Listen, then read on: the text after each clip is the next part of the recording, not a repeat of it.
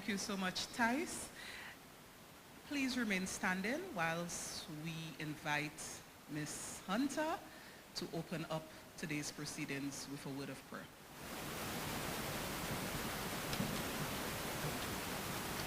Heavenly Father, I would like to thank you for bringing us all here today. Thank you for blessing all organizers, judges, sponsors, and all the schools who have participated in this competition. Lord, we ask you to specially bless those who will be debating today, that they remember all that they have practiced, all that they have researched, and all that they have read. Also, would like you to bless the judges today, that they may hear and understand clearly what the debaters are trying to preach to them. I also pray that everything planned for today runs smoothly. In your name I pray, amen. Please be seated.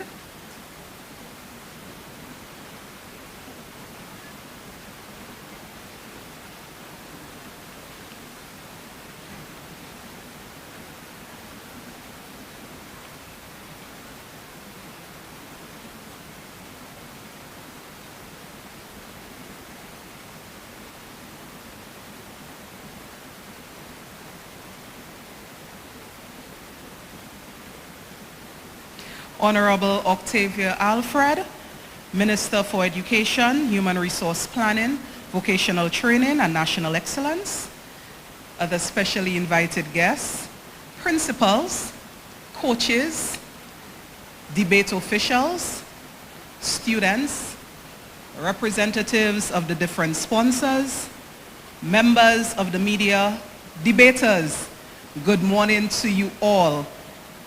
And welcome to the finals of the Intersecondary Schools Debating Competition of 2024.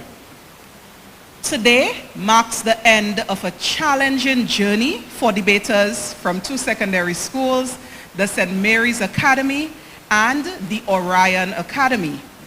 The 2024 installment of the Intersecondary Schools Debating Competition began in January, with 9 schools competing, and by round 2 in February, 6 schools remained, and by the semi-finals in March, 4 schools remained. And today, the last 2 schools standing will seek to secure the coveted championship title. It is an exciting time, probably an anxiety-riddled time for our debaters, but exciting nonetheless.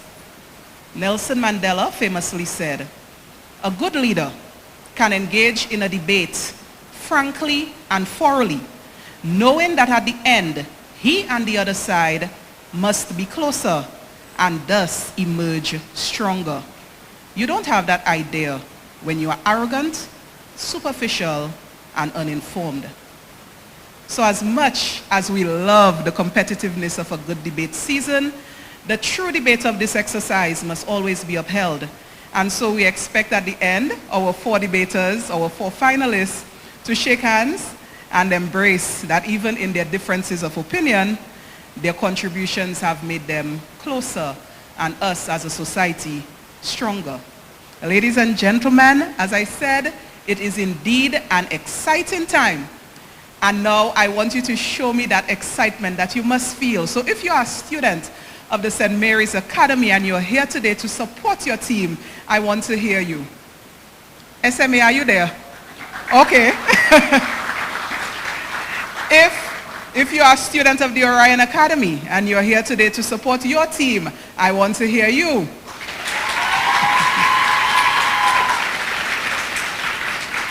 If you are a member, if you're a student, staff member of another high school who took part in the Intersecondary Schools Debating Competition, you're not competing today, but you're here to recognize and support one of the memorable orators who will be awarded today. Let me hear you.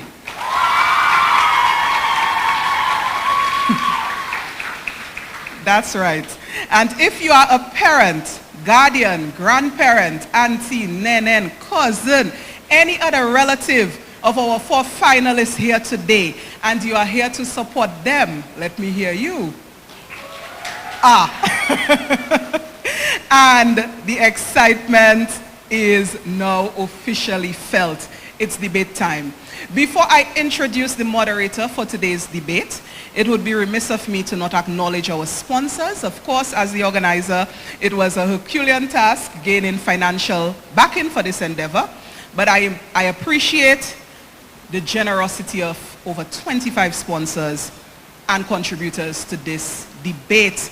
I will mention them briefly because I must mention our sponsors: Josephine Gabriel and Company Limited, Lindomart, Fine Foods Inc., KFC Division, National Cooperative Credit Union, the Insurance Company of the West Indies, Domlec, Western Illinois University, Fort Young Hotel, Q95 Radio, DBS Radio, Dominica News Online, Freeman Consulting Group LLC, Dr. Joshua Lloyd and his wife, Corinthia Joseph Lloyd, Vibian TV, Jolly's Pharmacy, HHV Whitchurch and Company Limited, Jungle Bay Dominica, Lovely Things, Finance Focus, The Watering Can, Vive Eye Care, the University of the West Indies Global Campus, Crazy Carrot, Meraki Designs, Yakima Coffee, Francine Baron Commodore, Elaine Renee Buncombe, and Dr. Iliv Peltier, and of course Jordan Jerome Photography. Thank you so much to our sponsors. And our partner, of course, the Ministry of Education, Human Resource Planning, Vocational Training, and National Excellence, and the Dominica State College Literary and Debating Society. It is now time to introduce the moderator for today's debate. I will be passing over to a very capable moderator, and I will be taking a seat today to enjoy the competition. So the moderator for today's debate is Dr. Kimon Joseph. She's the head at the UWI Global Campus Dominica.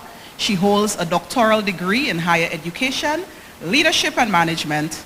Her graduate and undergraduate degrees are in communication studies, and in addition to her administrative duties, she teaches public speaking and leadership courses at the UWI. She's the former coordinator of the Kiwanis Club of Roseau Secondary Schools Debating Competition and an integral part of the Inter-Secondary Schools Debating Competition. I welcome now Dr. Kimon Joseph, the moderator for the debate today.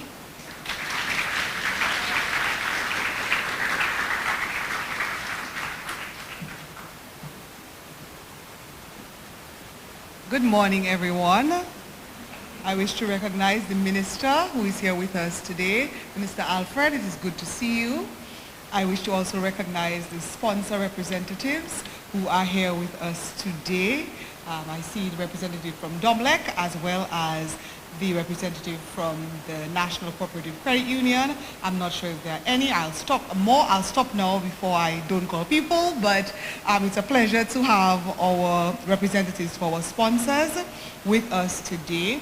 I would like to welcome the students who are here from both schools who are competing today. We have Orion Academy as well as St. Mary's Academy.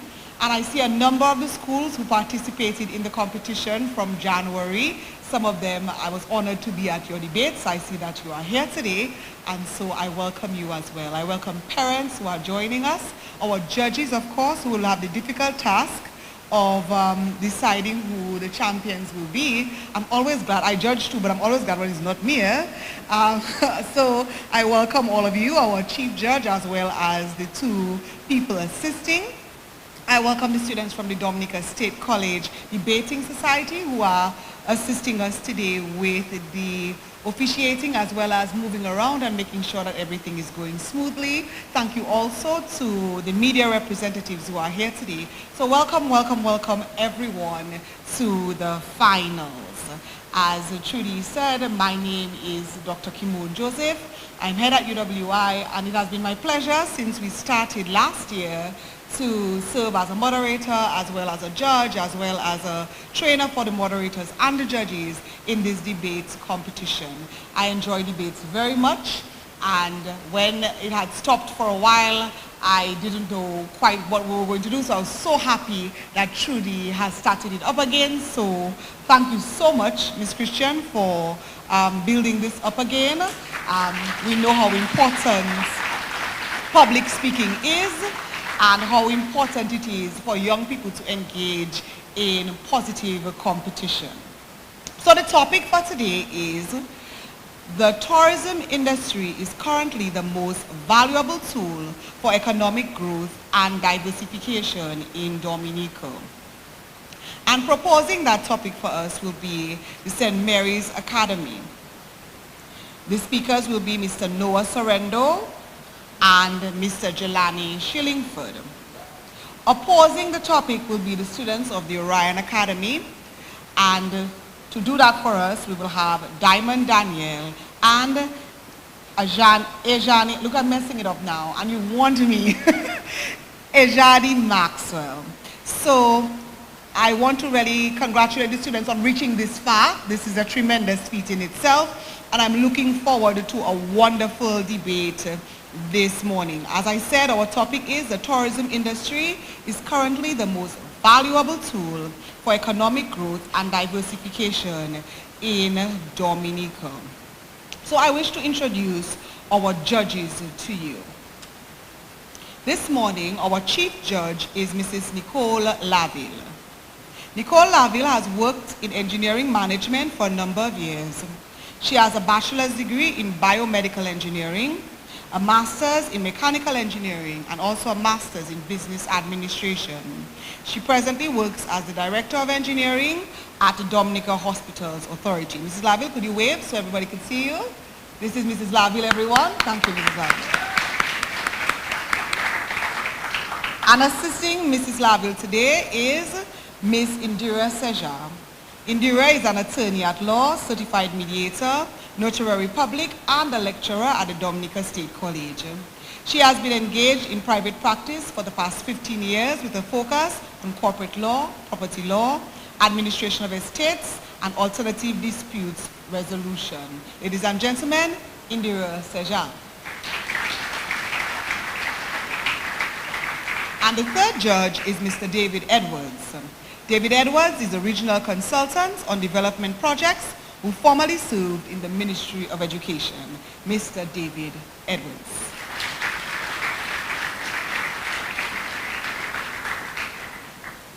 And now I'd like to introduce our debaters.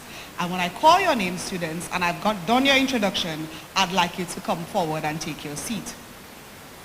So proposing our topic today is the St. Mary's Academy.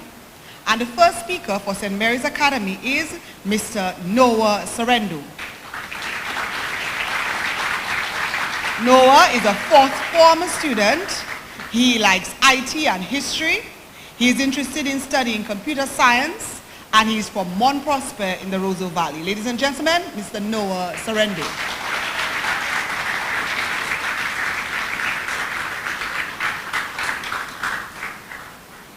And today, Noah will be assisted by Mr. Jelani Shillingford.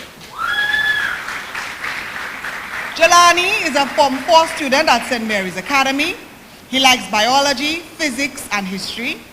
He wants to go into the field of aeronautical engineering, and he lives in Goodwill. Ladies and gentlemen, Mr. Jelani Shillingford.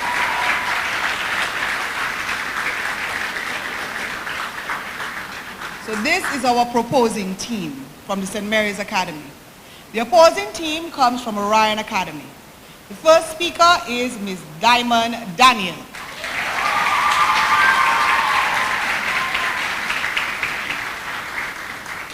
Diamond is our lone female in this competition, surprisingly.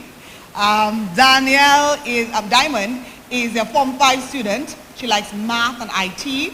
She's interested in studying sports medicine, and she lives in Massac. Ladies and gentlemen, Diamond Daniel.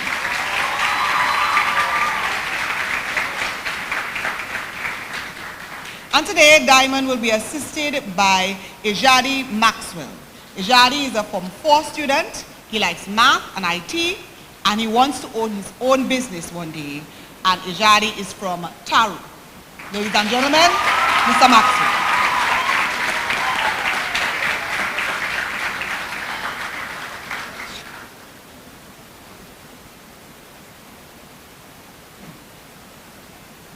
So this is how the debate proceedings will take place today.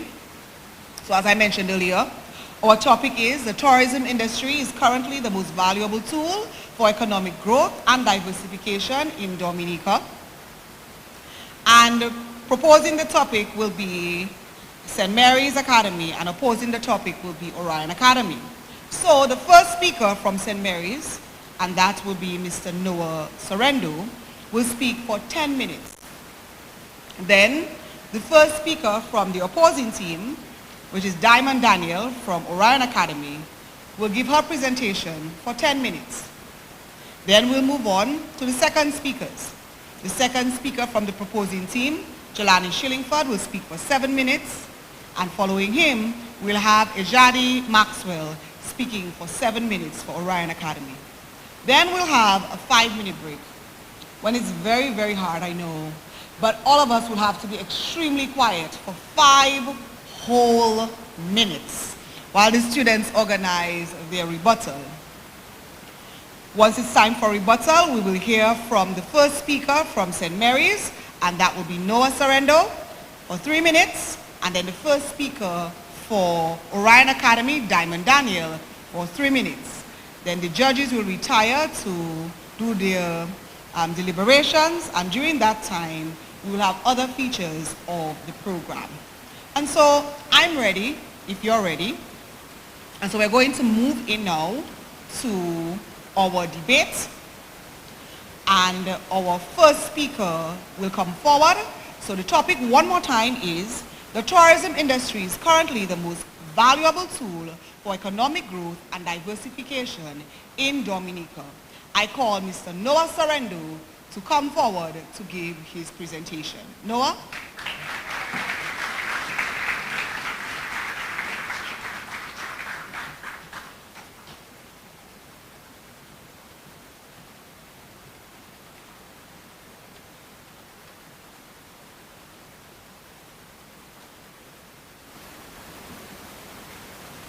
Madam Moderator, esteemed judges, audience members, and my fellow debaters, good afternoon. We are brought to the conclusion of this debate competition by the moot. The tourism industry is currently the most valuable tool for economic growth and diversification in Dominica. My colleague and I stand before you in favor of the moot, with my argument highlighting the tremendous value of tourism to Dominica's economy and the many ways in which it brings this value to the country, while my colleague's argument will expound on the tourism industry's role in economic growth and its linkages with several other industries, accentuating how tourism has grown and diversified the economy and is now Dominica's most valuable tool for our future development. But first, let us define some key terms. Tourism, according to the World Tourism Organization, is a social, cultural, and economic phenomenon which entails the movement of people to countries or places outside of their usual environment for personal, business, or professional purposes. Valuable, according to the Cambridge Dictionary, means worth a lot of money or important, useful, or beneficial. And finally, as defined by the United Nations, economic diversification is the process of shifting an economy away from a single income source toward multiple sources from a growing range of sectors and markets. My worthy opponents, as we all know, our beautiful island, Dominica, dubbed the Nature Isle of the Caribbean, is filled with exotic black sand beaches, glistening rivers and waterfalls, picturesque mountains, lush rainforests, and many other tourist attractions spread throughout the island. In 2022 and 2023, the island was the recipient of numerous international accolades. The Forbes magazine's Top 5 Destinations to Place on Your Radar 2023 ranked Dominica #1. It emerged as the winner in Travel and Leisure Reader's 25 Favorite Islands in the Caribbean, Bermuda, and the Bahamas of 2023, and it secured a rank among CNN's 25 Most Beautiful Places in 2023. 2024 is following in the same vein, with Dominica continuing to receive several international accolades. It is then no wonder that tourism has established itself as one of Dominica's leading industries. But just how valuable is it? and should one even go as far to say that it is the most valuable? We believe that the answer to the latter is a resounding yes. This value lies in the industry's immense monetary worth and potential, and its present and future impact on the growth and diversification of our economy. Firstly, the tourism industry holds evident monetary worth and impactful direct stimulation towards economic growth. According to an Eastern Caribbean Central Bank report dated June 2023, entitled Commonwealth of Dominica, Economic and Financial Review, economic activity in the Commonwealth of Dominica expanded in the first half of 2023 relative to the comparative period in 2022, with this improved performance being strongly supported by the tourism sector in particular. My worthy opponents, tourism contributes a significant percentage to our country's GDP, and the effects of tourism on our economy, both directly and indirectly, are tremendous and cannot be overlooked. An IMF report entitled Unlocking Tourism Potential for Sustainable and Inclusive Growth in Dominica, dated August 2023, indicated that in 2019, tourism contributed 12.2% of the total GDP of Dominica, which was among the highest in the OECS. Despite the challenges that the industry faced during the COVID-19 pandemic in 2020 and 2021, the tourism industry has shown incredible resilience and has found its footing once more, as visitor numbers have continued to rise to meet our pre-COVID numbers, and we are now on track to surpass them this year. During an interview conducted on April 10th, 2024, with the CEO of Discover Dominica Authority, Mr. Colin Piper, he provided us with an official but unpublished DDA report containing historical and current tourism statistics, including visitor arrivals, source market details, and mode of transportation for arrivals, among others. This report indicated that Dominica received 389,604 visitors, including 74,613 stay-over visitors in 2023, a 22% increase from 2022. The aforementioned IMF report estimated that each stay-over visitor spends an average of EC $3,323 while on island. If this figure is applied to the 74,613 stay-over visitors for 2023, tourism expenditure in 2023 potentially garnered up to a whopping $247 million for the island. Bear in mind that this figure does not include spending by cruise passengers, yacht arrivals, or one-day excursionists, which would further increase this total spent on the island. According to the government's budget address for the fiscal year 2023-24, delivered by the Minister for Finance, Honorable Dr. Irving McIntyre, in July 2023, the Ministry of Tourism aims to increase stay-over visitor arrivals to 500,000 by 2030. This goal, nearly 7 times the current figure, seems highly ambitious. However, with the ongoing construction of major infrastructural and capital projects tied to the tourism industry, such as the International Airport, which will significantly improve air access to the island, the Tranquility Beach Hotel in Salisbury, the Sanctuary Rainforest Eco Resort in Loda, and the creation of new jaw-dropping tourist attractions like the cable car project, anticipated to bring in and facilitate the stay of thousands of tourists, this goal of 500,000 visitors hardly seems far-fetched. Think for a second, my worthy opponents, of the substantial influx of income and stimulus to the economy that these 500,000 visitors will generate. While tourism is undeniably a major driver of economic growth, its value extends far beyond tourist spending. It plays a pivotal role in job creation, particularly in Dominica, where it accounts for a significant portion of employment, around 10.5% of the total employment, according to the IMF report, when measured directly through the hospitality sectors. In the same July 2023 budget address, Honorable Dr. McIntyre indicated that the Ministry of Tourism's strategic initiative to boost visitor arrivals will result in the creation of numerous sustainable job opportunities for Dominican citizens, and that this increased employment will further contribute to the efficient growth of our economy. Secondly, my worthy opponents, we must not overlook the tourism industry's significant indirect impacts on the economy and stimulation of the other sectors that you may wish to prioritize. According to data from the World Travel and Tourism Council's June 2023 report entitled Travel and Tourism in the Caribbean, Prospect for Growth in 2023, the weight of the tourism sector is estimated to be considerably larger than what is currently being captured in economic reports, like the 12.2% to GDP mentioned earlier, considering its contributions through connected sectors and industries. It estimates that tourism is at about a third of economic output. Furthermore, it stated that Dominica's tourism exports have been historically much larger than the export of goods, except during the pandemic, when tourism exports were only marginally higher than that of goods. Favorable outcomes in the tourism sector facilitate positive spillovers in supporting sectors such as wholesale and retail trade, the agricultural sector, transport and storage, and real estate activities.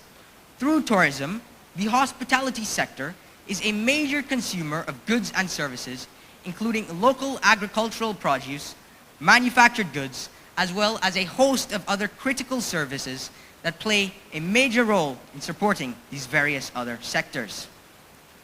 In addition, in 2023, as per the ECCB report referred to earlier, there was an increase in construction activity due in large part to the ongoing construction of CBI-funded private sector developments, including the Tranquility Beach Resort and expansion of Secret Bay, both of which are tourism-related projects which have accounted for the employment of many locals, as well as the consumption of local goods and services.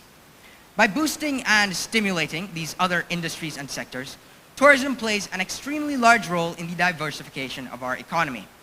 My worthy opponents, I urge you to look around at the dozens of projects directly linked to tourism in development at this very moment. Take a look at the numerous international accolades that our island has received and continues to receive as a destination for tourism. Open your eyes to the wonders that the industry has created for our economy, both directly and indirectly. And finally, I shudder to think what Dominica's economy would look like today, post the pandemic and other catastrophic natural disasters like Hurricane Maria, had it not been for the reemergence and steady growth of the tourism industry. I thank you.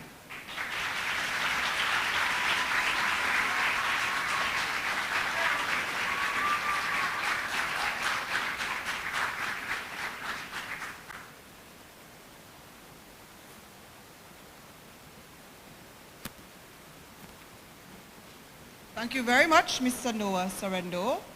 The students are allowed 1 minute window. I forgot to say that at the beginning. And then after that, points will be deducted for going over time. And so Noah spoke for 10 minutes and 57 seconds, so right in there.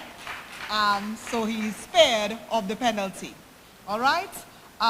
We now have the first speaker from the Orion Academy, and that is Ms. Diamond Daniel.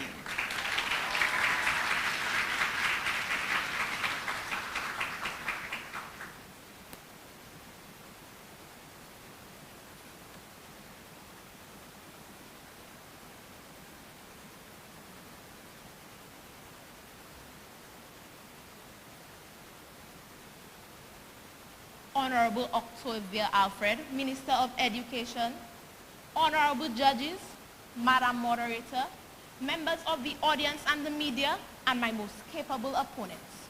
Good morning and welcome. Of all the industries that support Dominica's economy, tourism is certainly the most visible. Everyone knows about the luxury resorts and the ones that are supposedly on their way. Everyone can see that several cruise ships dock in our ports and hundreds of visitors flood our streets and natural sites. To the layman, the tourism industry may appear to be so lucrative and shiny. I can see why my opponents would conclude it is currently the most valuable tool for economic growth and diversification in Dominica. But beware, not all that glitters is gold. My teammates and I stand before you to oppose this motion and to unveil the hidden vulnerabilities of this very flashy industry. We will prove beyond a shadow of a doubt that while the tourism industry is a tool, it is not the most valuable tool for economic development and diversification in Dominica. And it is not where we should focus our investment priorities. Allow me to first define a few key terms in the motion. According to a book on alternative tourism by Ramazan Aaron, the tourism industry refers to the units consisting of companies and organizations that offer services to the tourists and have common functions. The Oxford Dictionary defines economy as the state of a country or region in terms of the production and consumption of goods and services and the supply of money. Investopedia defines economic growth as the expansion of a country's economy over time, and it defines diversification as a risk management strategy which involves spreading investments across different assets. I will now expound on two major reasons why tourism is not the industry that is going to be Dominica's biggest catalyst toward economic growth. One, the tourism industry is too volatile and reliant on external factors that are out of our control. No matter how hard we try and how well we market our tourism products, global economic downturns, natural disasters, and pandemics can still knock this industry flat on its face. Analyzing the effects of Tropical Storm Erica and Hurricane Maria, a 2023 IMF report states that the number of tourist arrivals in Dominica declined by more than 20% on average after a natural disaster.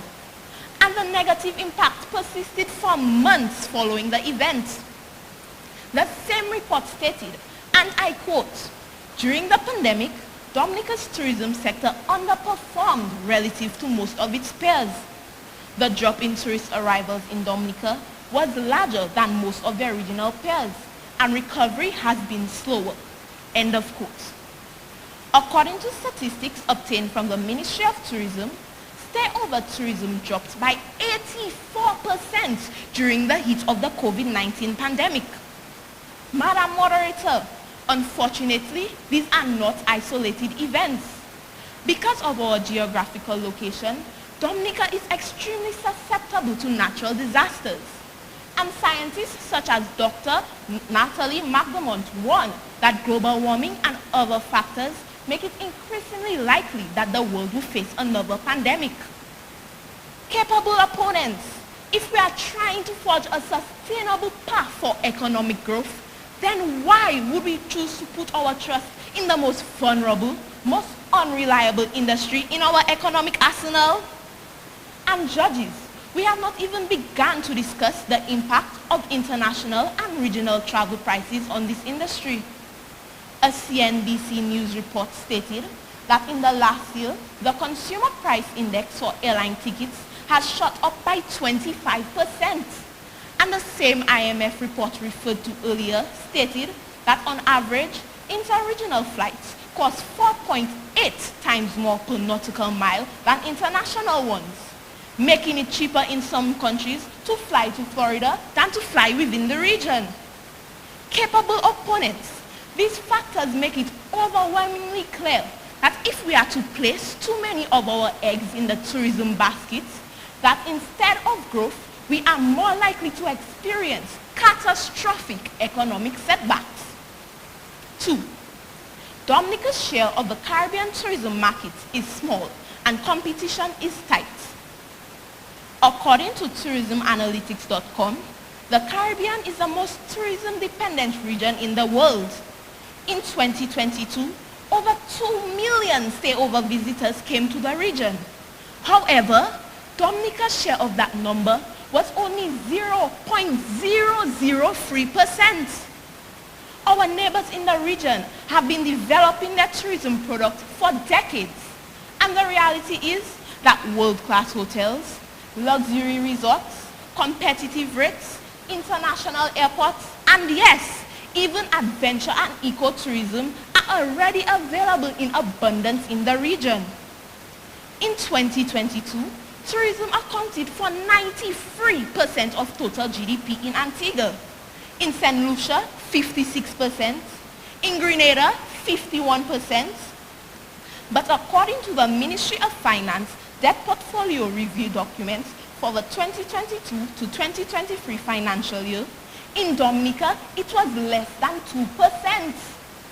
Capable opponents, the same shiny tourism industry, accounted for less than 2% of total GDP. Truly, not all that glitters is gold. Furthermore, honorable judges, there is very little room for diversification within our tourism products. We offer a very specific agro, adventure, and ecotourism product that, realistically speaking, only appeals to a small niche market. Don't get me wrong, I love the nature island, and I truly believe that our tourism product is breathtakingly beautiful.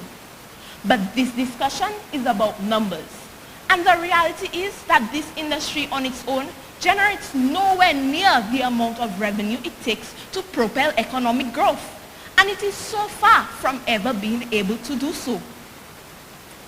My team interviewed a technical officer in the Ministry of Tourism, and she acknowledged that while the tourism industry in Dominica is growing, it currently lacks the capacity to become Dominica's primary source of economic growth.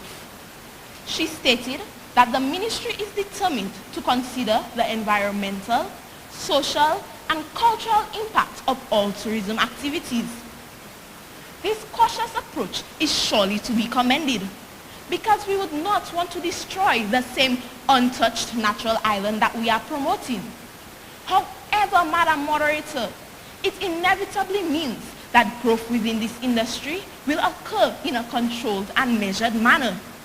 It also means that the tourism industry will not soon become the booming economic catalyst that my opponents claim.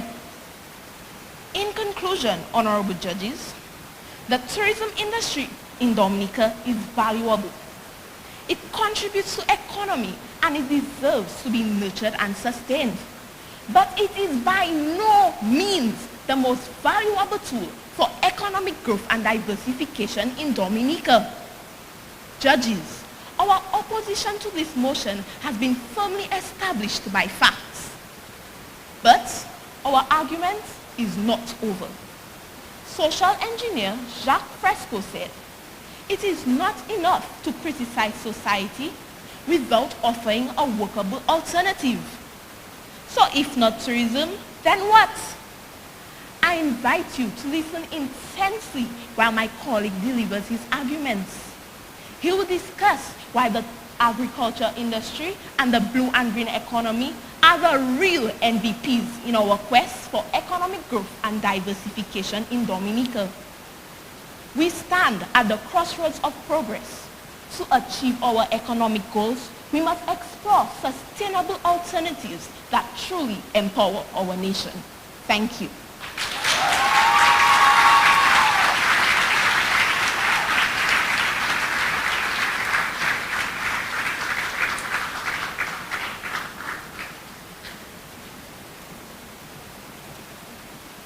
Thank you very much, Diamond. Diamond spoke for 9 minutes and 24 seconds. So we take the argument back now to the proposing team, and we call on the second speaker for the St. Mary's Academy, Mr. Jelani Shillingford.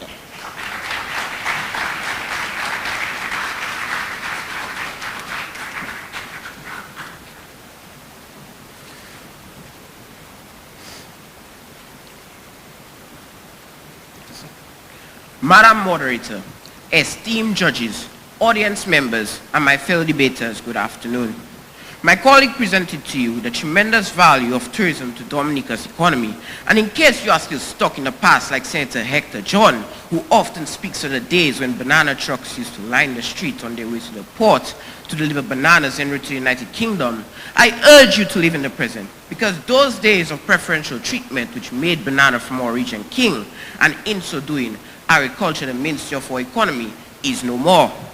My colleague and I accept that agriculture is an important contributor to the economy, but we are resolute that it is through tourism that other sectors of the economy, such as agriculture and industry, will be boosted. In a February 2nd, 2020 article, Dominica sets aggressive tourism target of 200,000 visitors by 2025, which appeared on Dominica News Online.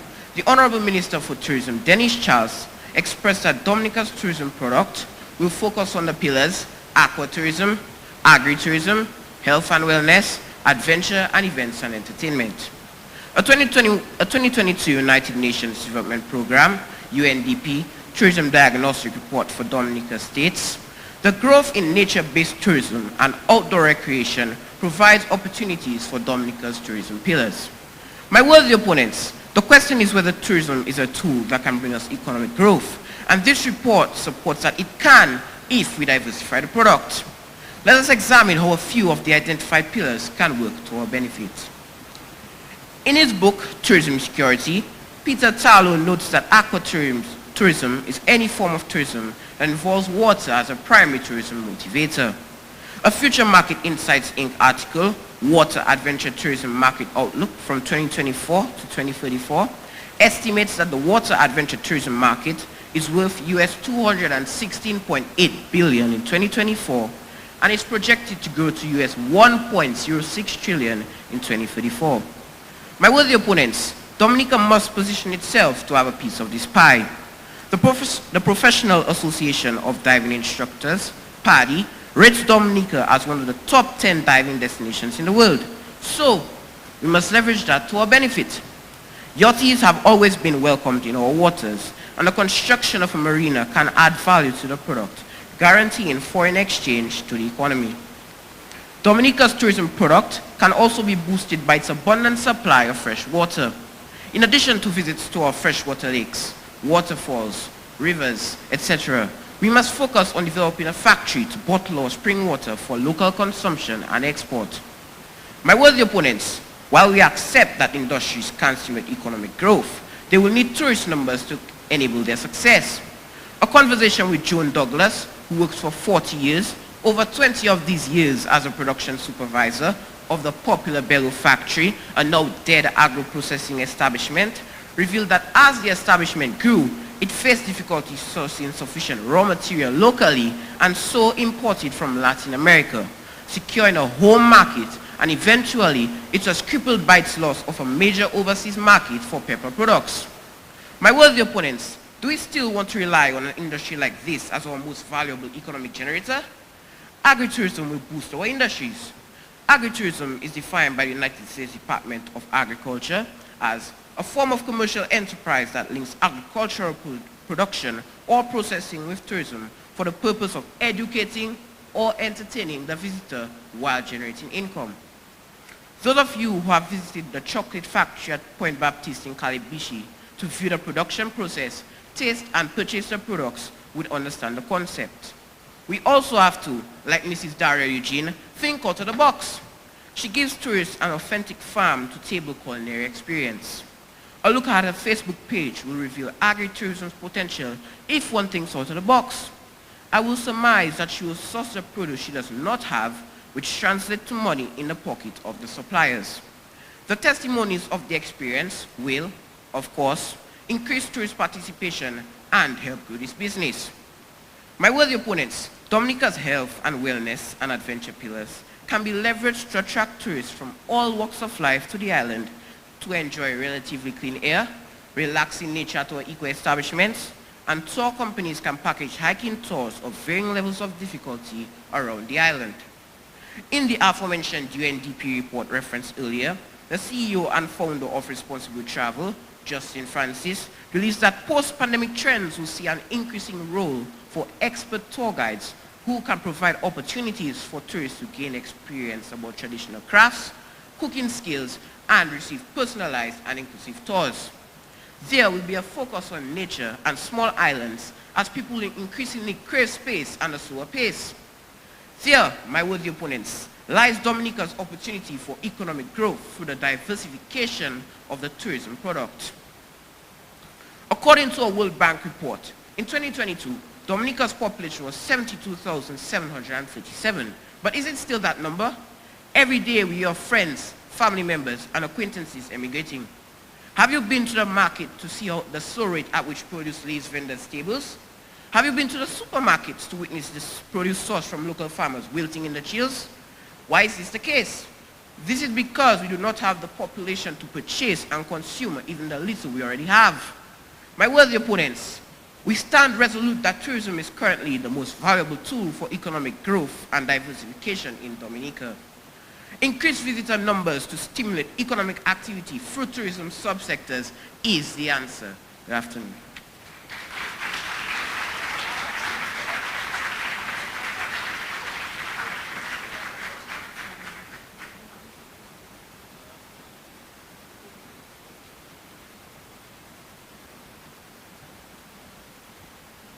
Well, good almost afternoon to you too, Jelani. Jelani spoke for 6 minutes and 12 seconds.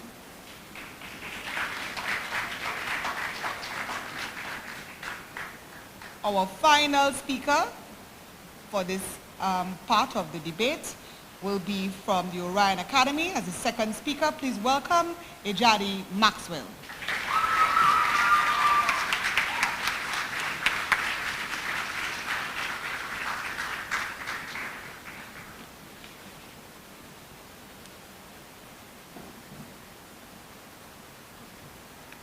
Honorable Dr. Octavia Alfred, Minister of Education, honorable judges, Madam Moderator, members of the audience and the media, and my capable opponents, a pleasant good morning to you all.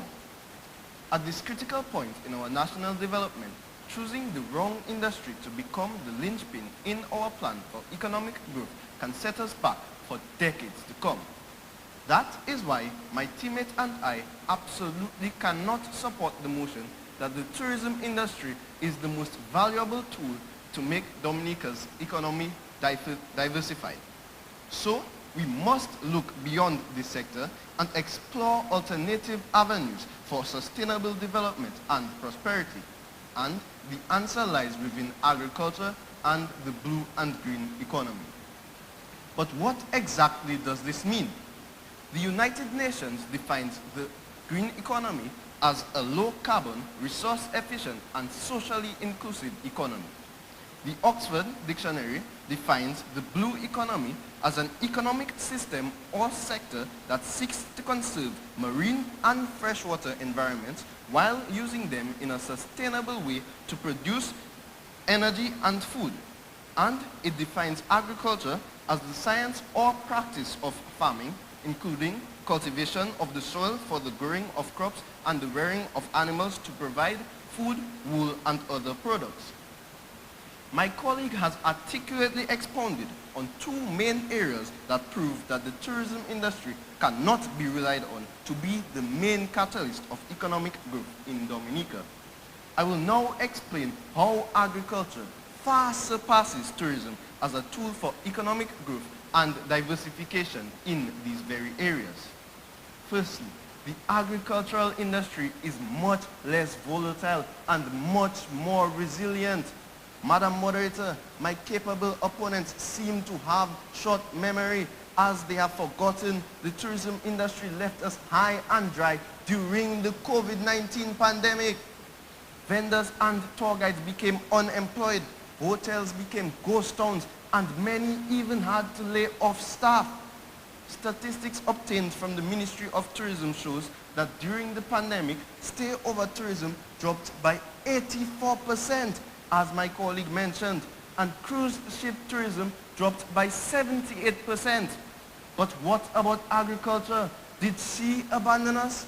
On the contrary, according to statistics obtained from the reputable data analysis site Statistica, this resilient industry actually grew through the pandemic from an 11.9% contribution to Dominica's GDP in 2019 to a 15.1% contribution in 2020 and a 16.9% contribution in 2021. You see, capable opponents, the simple but profound fact is that people always need food. And the Ministry of Agriculture and the Blue and Green Economy has been working along with farmers and other stakeholders to make agriculture even more resilient in Dominica. My team interviewed a technical officer in the Ministry of Agriculture who stated that the ministry has been focused on training farmers in sustainable practices in harmony with our green economy principles that work with Dominica's mountainous terrain and do not strip the soil of its nutrients or make it overly susceptible to erosion and natural disasters. So while natural disasters obviously have an effect on agriculture, focusing on certain types of resilient tree crops and on root crops such as yams, sweet potatoes, white potatoes, and dasheen, all of which are beneath the soil, actually helps to minimize losses during a disaster. Madam Moderator, agriculture may not be flashy, but it is certainly reliable and resilient. Secondly, we have much less competition and much more of a competitive advantage in the agricultural market than we do in the tourism market. As my teammate explained, the Caribbean is one of the most tourism-dependent regions in the world. The competition for tourism is tight, and that is not to say that Dominica will not get its share. But realistically speaking, our share of the market will always be small. Conversely, the demand for our agricultural products is very high. According to the International Trade Council, the annual export volume of root crops from Dominica in 2022 was valued at approximately $200,000 US. In addition, Dominica is renowned for its production of high-quality essential oils, particularly bay oil. The annual export volume of essential oils was valued at approximately $10 million US. Our blue economy is booming too. The annual export volume of fish and seafood was approximately 1,000 metric tons with a value of around $5 million US. The technical officer from the Ministry of Agriculture explained that Dominica has many competitive advantages in the agricultural market. Dominica is one of the youngest islands in the region, geologically speaking, and this is one of the reasons why our soil is comparatively richer and more fertile. We also have many rivers and water sources that can be used to provide sustainable irrigation. Judges, the true potential of our agriculture is still largely untouched, and yet in the 2023 budget address, Honorable Dr. Irvin McIntyre, Minister of Finance, stated, and I quote, "Presently, agriculture contributes $274 million to Dominica's GDP. Our goal is to develop a resilient agriculture and the fisheries sector that becomes the leading contributor to economic growth." End of quote. Capable opponents, even the Minister of Finance and the government recognize that agriculture, not tourism, has the greatest potential to propel economic growth and development in Dominica. Judges, we rest our case. The wise choice is overwhelmingly obvious. Agriculture is the industry that holds the most value for the Dominican economy. Thank you.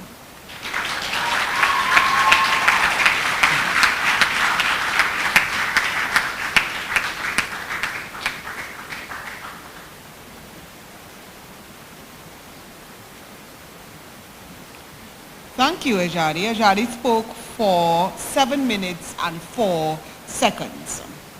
So all the students spoke well within their time. It is now time for the students to plan their rebuttal, and so the competition on that area will be between Mr. Noah Sorrento and Miss Diamond Daniel. And so, like I said, it's hard. It's hard for me. We have to now be quiet for 5 whole minutes while they plan their rebuttal. See, I'm still talking. So Bijou, if I could have 5 minutes on the clock now, please.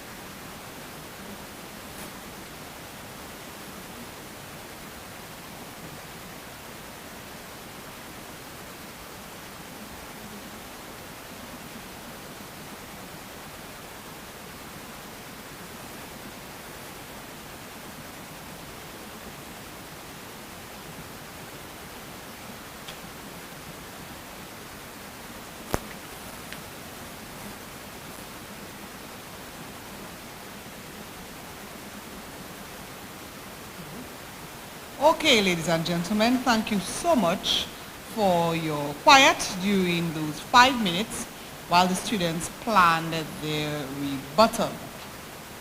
And now on to my favorite part of any debates competition. This is where serious business happens, you know. And so the students, the first speakers from the proposing and opposing side will have 5 minutes each to give their rebuttal. So the proposing team is represented by Mr. Noah Sorrendo. I call him forward to give his rebuttal.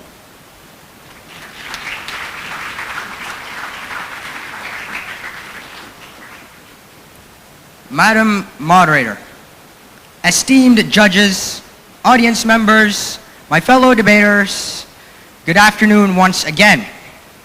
My worthy opponents have argued that the reliance of tourism in Dominica can lead to instability if something like the pandemic or other natural disasters were to happen again.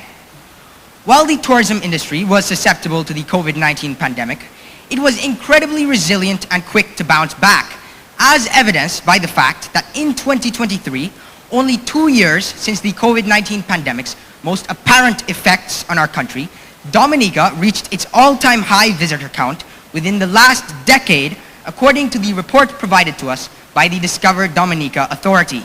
It was also very close to matching its all-time high stay-over visitor count of 89,626 visitors, according to the aforementioned ECCB report. We are now on track to surpassing that all-time high this year, further proving the industry's quickness to bounce back. However, my worthy opponents, even if not as much as the tourism industry, were not all sectors detrimentally impacted by the COVID-19 pandemic in some way? But more importantly, just how common is a pandemic like COVID-19?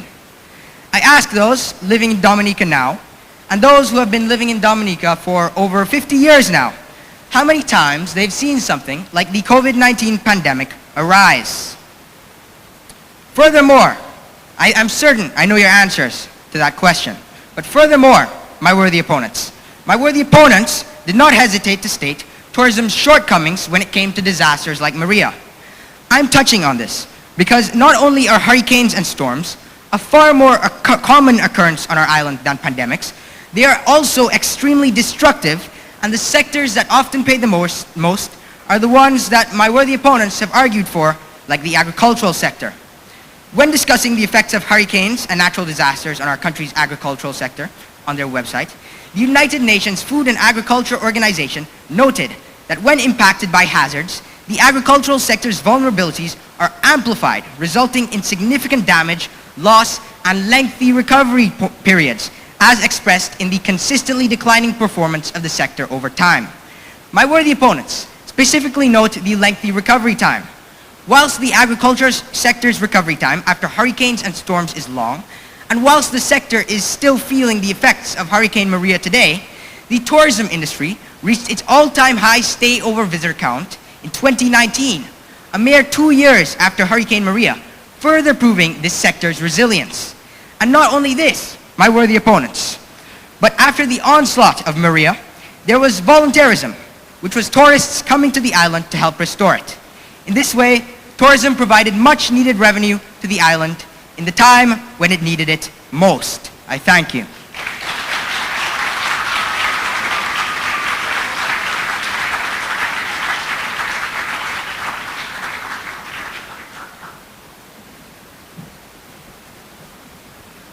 So no one knew this, but you may not have, because I made an error. It's 3 minutes and not 5. No one knew this, it's okay.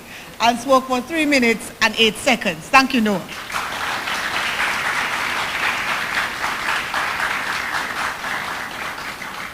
So I now invite the first speaker from the opposing team, Diamond Daniel, to give her rebuttal. She will have 3 minutes. Diamond?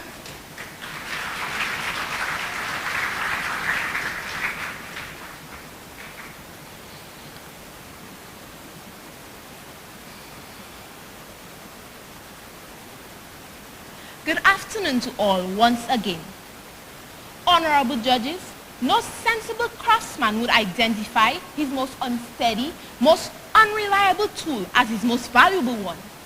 And yet, this is what my capable opponents have done today when they suggest that Dominica should look to the highly vulnerable and unpredictable tourism industry as its key industry for economic growth and diversification.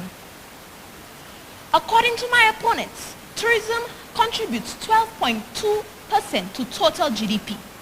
However, data obtained from Dominica's very own Ministry of Finance debt portfolio for the financial year 2022 to 2023 states that tourism contributes less than 2%. Shouldn't we trust our own ministry figures compared to those of other sources? My opponents have also stated that tourism exports are marginally higher than exports of goods. Honorable judges, just imagine that agriculture is not far behind, and it is known that the tourism budget is much larger of that than of agriculture. Imagine what would happen if the same amount was invested in agriculture, or even half the amount. Finally, my capable opponents said that the tourism industry has the potential to be the greatest contributor to our economic growth. But honorable judges, I would like to know how they measure potential, because millions of dollars in investments have already been poured into this sector, arguably more than any other in Dominica. And it is still not yet the biggest contributor to our national GDP. It is not even a close second. But do you know what has been quietly but steadily rising to the top? Agriculture. May I also add that my opponent stated that there is ongoing infrastructure developments, such as the building of Tranquility Beach Resorts and the expansion of Secret Bay. But who are we going to get to fill up these resorts when international and regional travel prices are overwhelmingly high?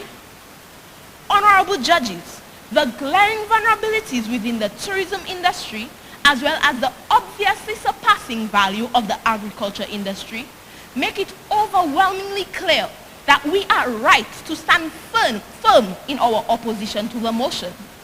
The tourism industry cannot be considered Dominica's most valuable tool for economic growth and diversification.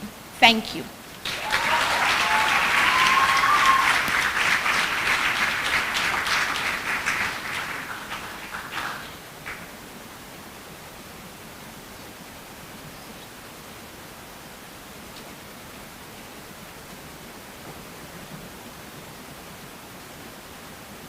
Diamond spoke for 2 minutes and 51 seconds. Thank you, Diamond.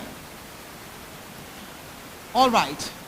I invite the judges to leave the room at this time with Mrs. Daisy Williams, who will escort them to that special place with paneled walls and all that.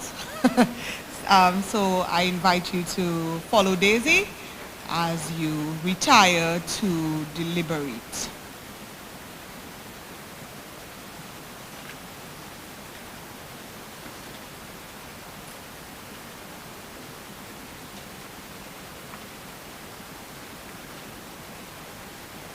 This has certainly been an exciting debate competition. This finals has been wonderful. I have thoroughly enjoyed myself. And so I congratulate both teams on excellent research. You have a lot of statistics, and we'll talk about that in a little while, and excellent delivery as well. So I am very proud of both schools. I know the coaches, and so I congratulate the both of them for the work that they have been doing with our debaters. I just want to recognize the sponsors before we move into the Memorable Orators Award, giving the judges time to go where they're going.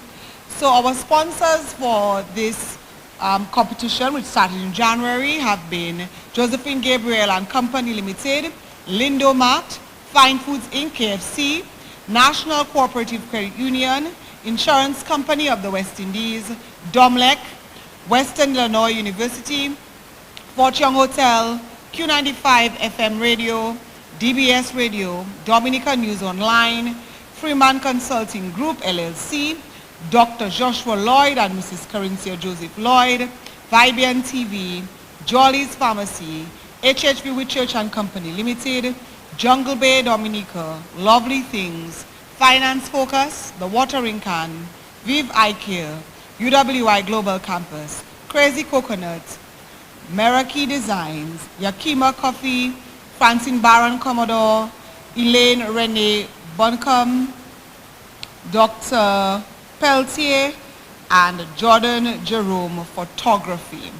The entire series, the entire inter-secondary schools debate competition has been a collaboration of the Ministry of Education, Human Resource Planning, Vocational Training and National Excellence, the Dominica State College Literary and Debating Society, and Exquisite Events and Rentals.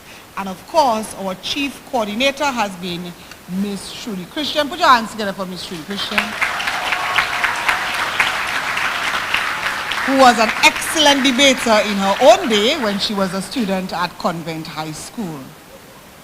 All right, so throughout the entire competition for 2024, the committee has been observing the student performances, and of course, in every round, there have been students who have been judged the best speaker within those rounds. And so the Memorable Orator Award is an award and presentation for those students who have consistently done very well in terms of their performance as orators in this competition. I believe there's a lovely video for you that you are seeing on your screen as I talk.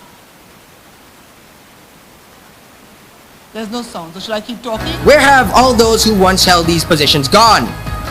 Again, the government is responsible for ensuring that the teachers do not feel the desperate need to flee the country. My worthy opponents, our economic and national development is on the line, and the very fabric of our country is threatened by brain drain. Soon, my worthy opponents, we will be left with an aging, unqualified, unskilled population unable to contribute to national development. My worthy opponents, stress leading to eventual burnout is another possible consequence of preparing to write exams in 15 or 27 subjects. Consider, my worthy opponents, how much work students must do to ace 15 or 27 subjects. These students will be constantly preoccupied with work, day and night, bringing about stress and possibly burnout. According to the Canadian Red Cross Association, stress has a psychological impact that can manifest as irritability or aggression, a feeling of loss of control, insomnia, fatigue or exhaustion, sadness or tears, concentration or memory problems, or more. The second problem, honorable judges, is that public institutions and organizations in Dominica have the unfortunate reputation of being blatantly biased. So even after they learned about the existence of these support organizations, many of the young people we spoke to were not encouraged because they were inclined to believe that funding approval would be based not on the merit of their business idea, but on the age-old Dominican principle, who know you and who you know. Madam Moderator, let's get one thing straight. Carnival's history is not innocent, and we do well to remember that when discussing what it has become. The roots of Carnival are steeped in the idea of reckless abandon of social norms. My team interviewed Mr. Gregory Rabes, a former cultural officer and cultural expert, and he confirmed that carnivals of the past in Dominica always included some sexually suggestive costumes. Sadly, these traditional costumes are now underappreciated and foreign to many. Some try to justify this by saying that we cannot stay in the past forever and that you must expect things like carnival to go through periods of evolution. However, I must point out that changes should not override and slowly wipe out our traditional roots. In the second article, the Honorable Roosevelt Skerritt was quoted for his response to the situation, saying, The same way you can criticize when you're paying is the same way you can post when you graduate and you walk in your high heels and all fees paid. You have no loan. You should post the same thing. I feel the need to stress on the fact that the students' fees being paid is part of a contract for government-assisted students. The students are within their own rights to criticize the government for not upholding their end of the bargain, and they do not have to praise them for doing what they are contractually required to do. The same is true with the police and the public. If the first order of business is to punish rather than to offer grace, the civilians will hate the police more than they already do, thus widening the gap that already exists between the two. As such, the implementation of gun amnesties gives an avenue for grace. The police are in fact saying, through amnesties, I am trusting you to bring it in. And by bringing it in, the civilians are demonstrating the trust in their police as well. To help, such as therapy, which is in their best interest, and providing education to members of society by teaching them to detect potential sexual predators among them. This is in our best interest. Madam Moderator, judges, members of the audience, I implore you, think about the consequences of establishing a sex registry in Dominica. Ask yourself, are we willing to take such a risk in our small Dominican society? No, we should not.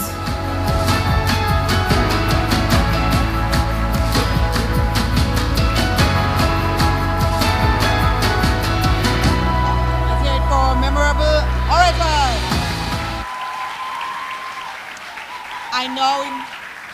I now invite Ms.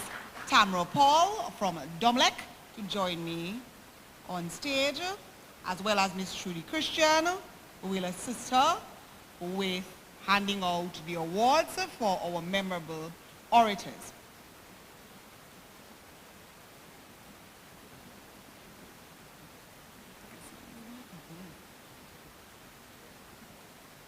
So our first memorable orator to be recognized is Mr. Noah Sarando, St. Mary's Academy.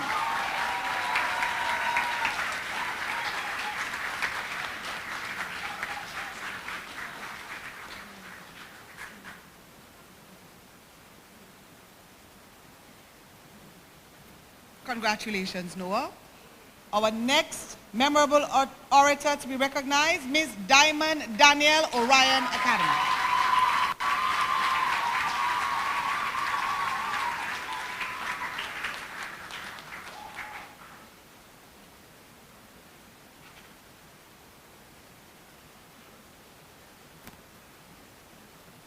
Congratulations, Diamond. Our next memorable orator to be recognized is Ms. Therese Libla, Convent High School.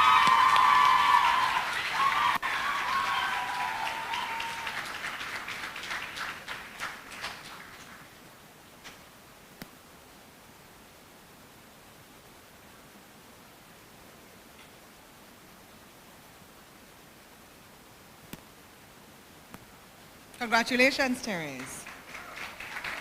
And our final memorable orator to be recognized is Ms. Elianette Jolie, Dominica Grammar School.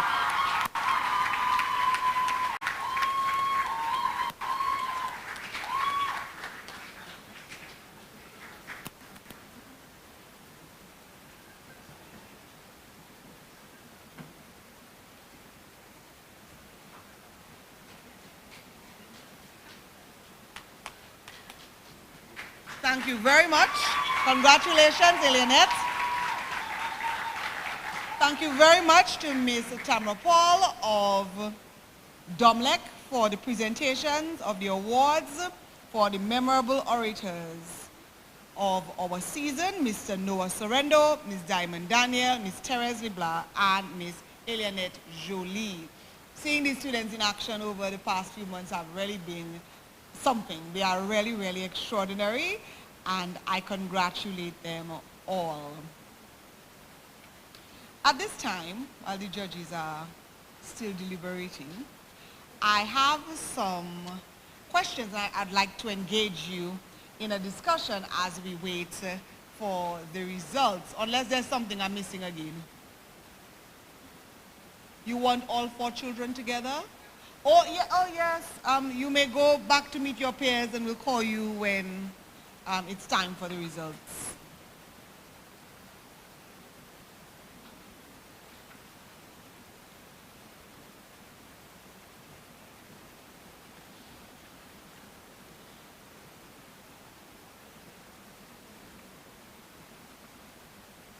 So as I listened to the debate, I took some notes, you know, and one of the things that I found astounding, and wonderfully so, was the statistics and the varying statistics. One side is giving us these statistics and the other side is giving us that statistics.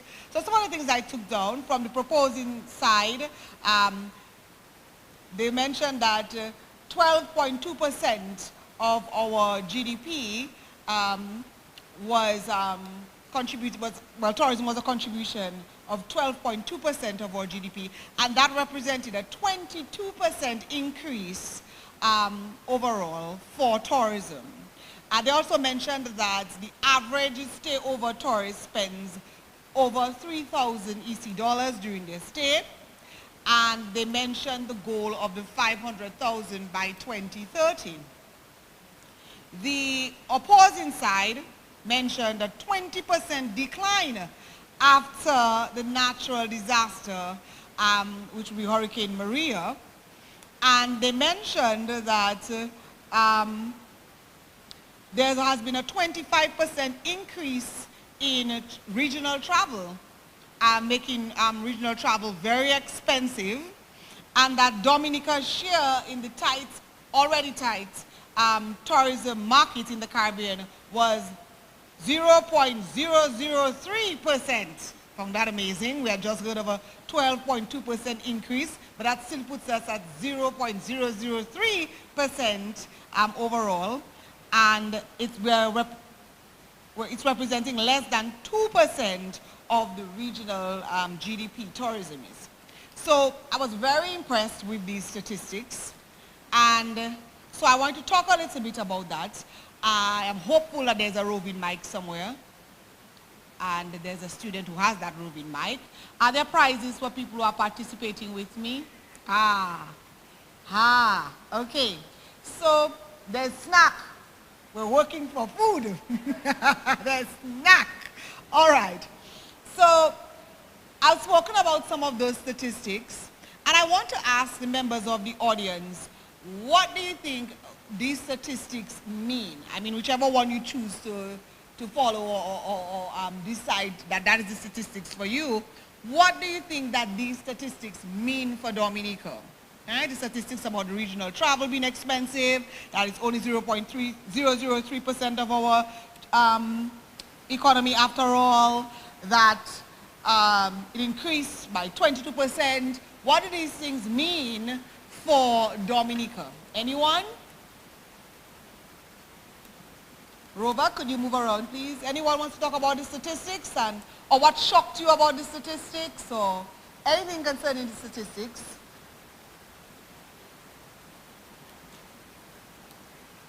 We're on national radio and television and everything, and most of you in this room are debaters for your schools. So, nothing shocked you about the statistics at all? And what it means for Dominica? A student from Convent High School wants to start us off.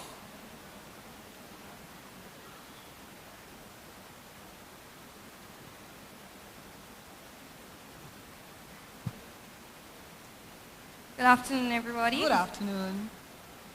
Go Good ahead. Afternoon. The statistic in which SMA proposed that tourism created around 22%. Yes, 20% increase, yes. Yes, in our GDP.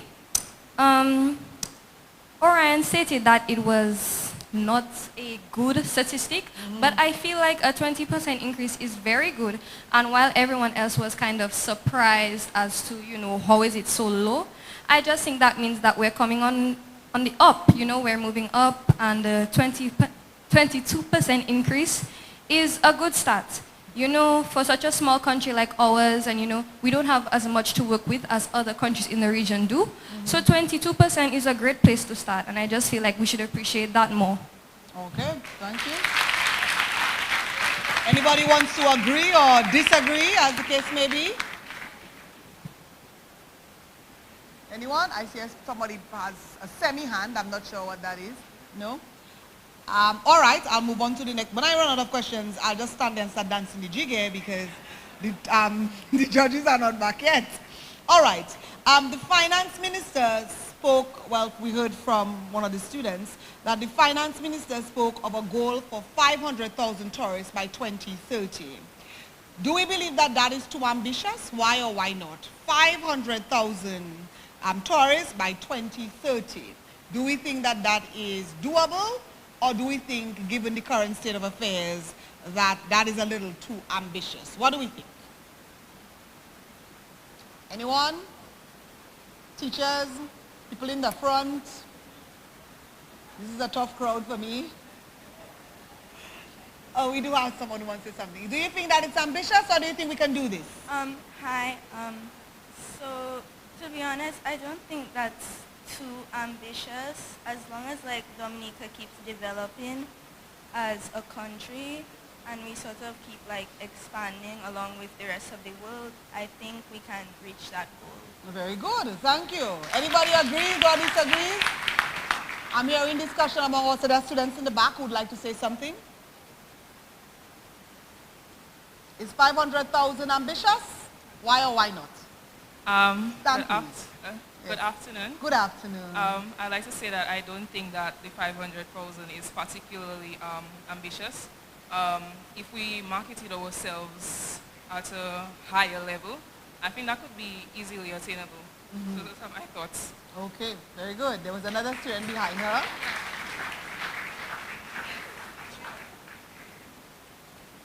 There was another student behind her, yes.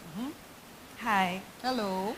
I believe it is quite ambitious, not because I don't think people want to come to Dominica, but I think our resources and simply getting to Dominica is just not at the place we would like it to be. So I think right now it is quite ambitious. Okay, thank you. Anyone else? 500,000, you think we can do it? Good morning, everybody. Good afternoon. Good afternoon. I don't think they would give that sum if they didn't think it was capable of achieving. So if it is something they think that they can do, I don't think they would have written it down for the whole of Dominica to see and the whole of Dominica to know. So I don't think they would set themselves up for failure. So if they can give that large of a sum, I think they should maybe go higher. Because if we really put it into practice, if we really take it into consideration, like we say, tourism is everybody's business. If we take it seriously as we should, I believe we should maybe go a little higher. Never know. All right. There was a gentleman right on the other side who wanted to say something. Good afternoon. I would like to say that I don't really think that it is ambitious, but at the rate we go in, the rivers are our source of tourism, and tourism is like our source of income at the moment. And due to climate change, our rivers are currently drying up. So we won't really have much more tourism to reach the limit that we're trying to go for. All right. There was a gentleman over there, young lady, who had his hand up earlier. I'm not sure if he still has something to say. Would you still want to make a contribution? Yes, he did. Okay. They said that 1/3 came from tourism, and I think that makes the country more dependent on tourism, and that we should be independent of ourselves and stuff that comes from our island only, not from external sources. Okay. And there was someone from St. Mary's? Okay.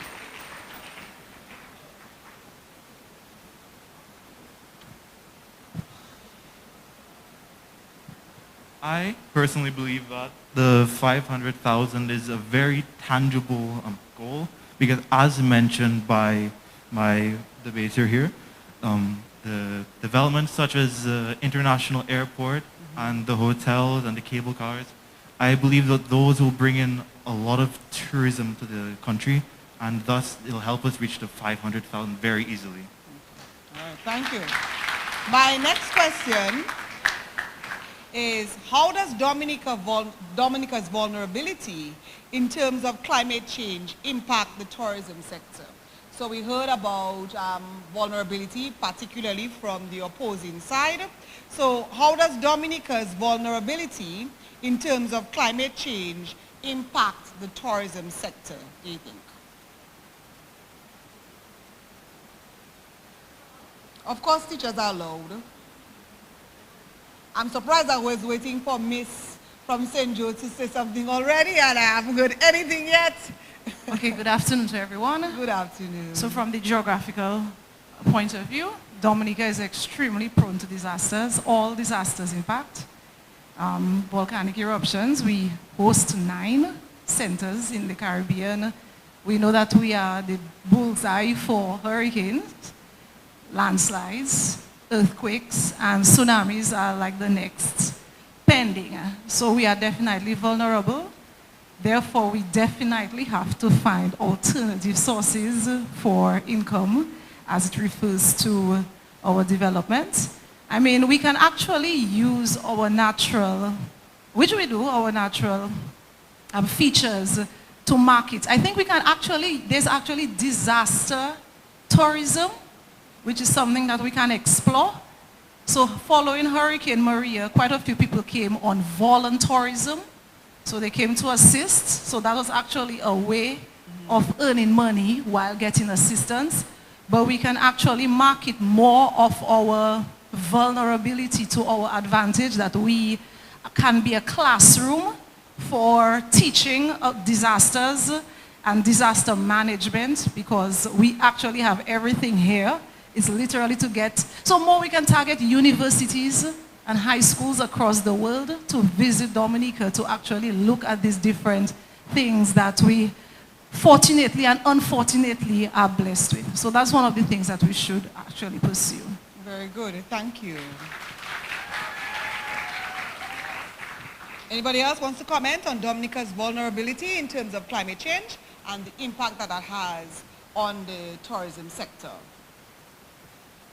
As we know, Dominica relies a lot on its natural features.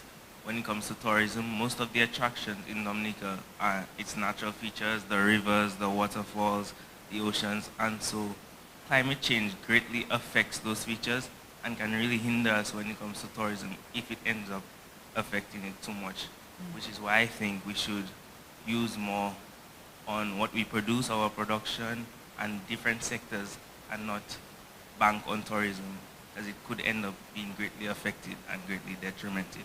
Very good. There's someone in the back who would like to make a contribution to about Dominica's vulnerability in terms of climate change and the impact of that on tourism. I believe there's a positive and a negative to every side. So we cannot really prevent natural disasters, and we cannot prevent things happening to us. But we can change our view on it. We can change what we do with what we have. So let's say the tourist bus under the tree in Gardens, that was caused from a natural disaster. But we chose to use that for our betterment than our negative pursuit on things. So it has a negative side and a positive side, because to be honest, some people come to Dominica for authenticity. Some people come to us to see certain things. Like, let's be honest. Some people wouldn't know about us because of Maria. Maria brought a lot of awareness to Dominica.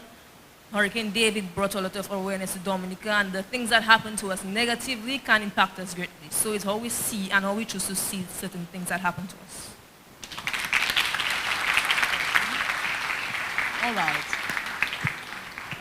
There's a question, a contribution in the front.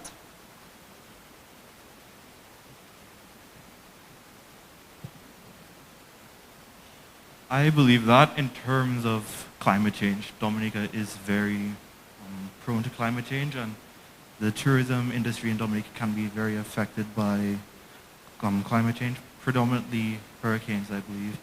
However, I do not believe that this is necessarily a very strong hindering factor against the tourism industry in Dominica, as it's seen in other countries that are very affected by hurricanes, such as Florida. They're able to bounce back very readily and bring back tourism numbers in even larger scales than before. And aside from hurricanes, for example, there was this island called Tuvalu, and they're being affected by the rising ocean levels by climate change.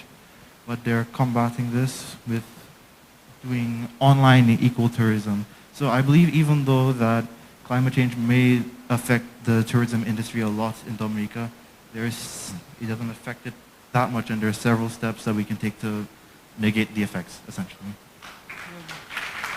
All right.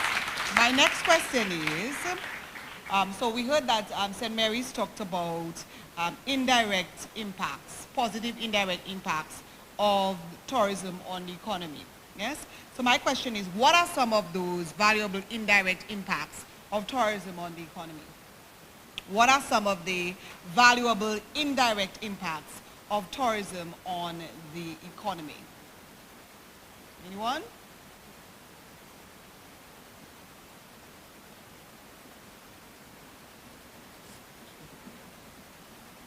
It keeps falling. Nobody has anything to say about the valuable indirect impacts of tourism? Somebody just said earlier that tourism is everybody's business. No? The judge is not ready yet, so I don't know what you're going to do with me. I'll dance the jig for you. All right, my next question is, what are some specific areas of tourism that Dominica can pay attention to and explore? Somebody did have something to say for the indirect impacts. Okay.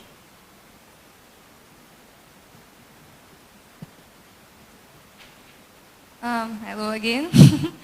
As a geography student whose SBA is focusing on tourism, especially in the Roseau area, I'd like to focus on cruise tourism, how we have our cruise ship berth, and tourists come in a lot during the tourist season and bring business to a lot of businesses on the Bayfront area.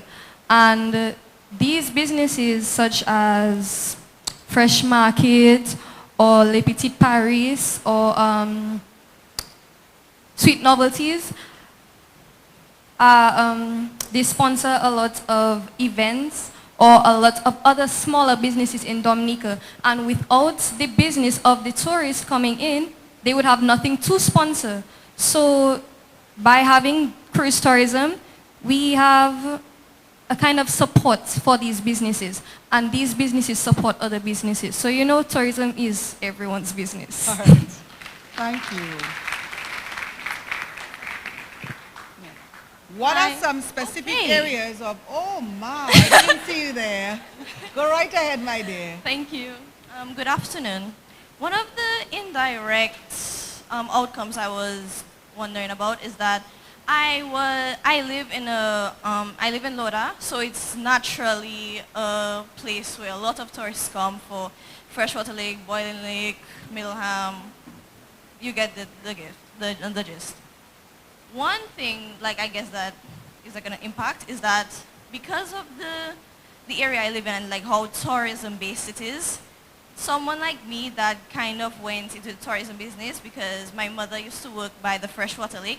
So because I used to help her a lot, I got to meet people from different cultures and being able to talk with people and get people skills. So that is something that the youth of the country could get, as a lot of tourists come and they have different cultures. You can learn from the cultures and be able to get the people skills that can definitely help you in your life and all of the jobs, especially as most of the youth are planning to go overseas. They would definitely be able to get the jobs and be able to really do something good. Thank you.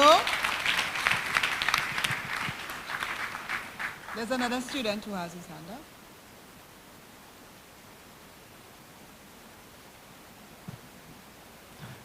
Orion said that our agricultural potential is hardly untouched, which can make the island more resilient and go against hurricanes like Hurricane Maria. Like tourism, if tourists come and a natural disaster happens, this can spread word about our island that it is bad and you can't live in it. And so that's why one of the specific areas that we can focus on is safety, like making the island more resilient with our agricultural potential that was hardly untouched, safety measures, and more stuff like that. And that's why safety is one of the main factors that we should be focusing on right now. All right, thank you. So the question is, what are some specific areas of tourism that Dominica can pay attention to and expand on? What are some specific areas of tourism that Dominica can pay attention to and expand on? St. Mary's told us quite a bit of those. I think an area that they can focus on and expand on is mostly the development of facilities that will aid in tourism, like the international airport.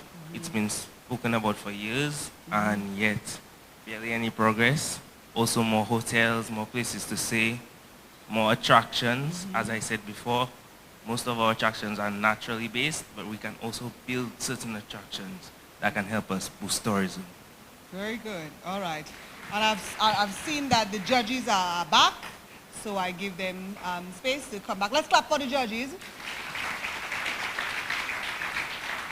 All right.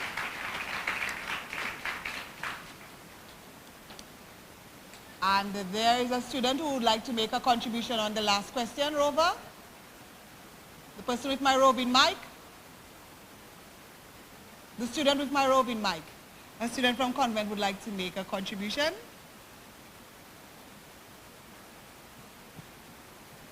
Good afternoon. Well, it wasn't that student, so we'll take you after. But go ahead right now. So there's still one more person. But go ahead. Good afternoon. I think an area that we should focus on is making more of our younger people more into the tourism and more into Dominica, so that we can build up more of a proper society for Dominica, so that more people will focus on like the freshwater lakes, for example, and the boiling lakes and Trafalgar.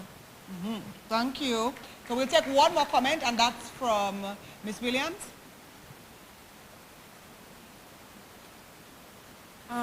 Good afternoon. Good afternoon. So Orion mentioned that a very lucrative industry to promote tourism in Dominica is agriculture.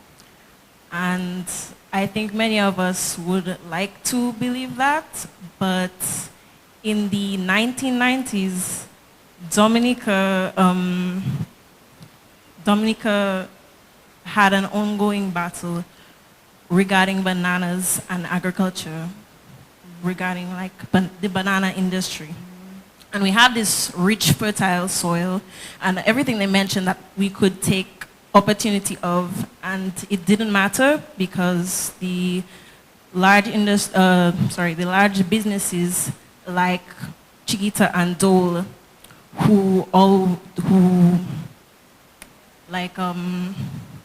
monopolized? Yes, monopolized the banana industry, basically drew us out. And bananas were our cash crop at the time, and now it has made our industry rely on tourism and other means of GDP to, use that. So I just wanted to mention that. Thank you very much. All right. So the judges have returned. I do note that there is a prize for the most improved school. Do you want to do it? You want to do it during the prize giving? Okay. All right. So it is now time for us to hear the judges' critique. I have not received the results. Is that the chair is doing it, or am I going to do that? Can I get the results? But anyway, so we'll have the chief judge report, and then I will give the results.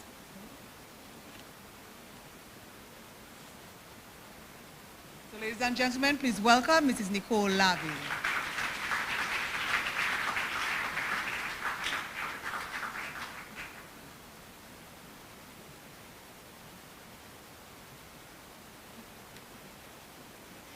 Good afternoon, everyone. Let me recognize the Minister for Education, Honorable Alfred. I want to recognize the officer in charge of the Dominica State College, Miss Trudy Christian. Excuse me. Our sponsors for the debates over the weeks, all the students, the teachers, well-wishers who are here today, Madam Moderator.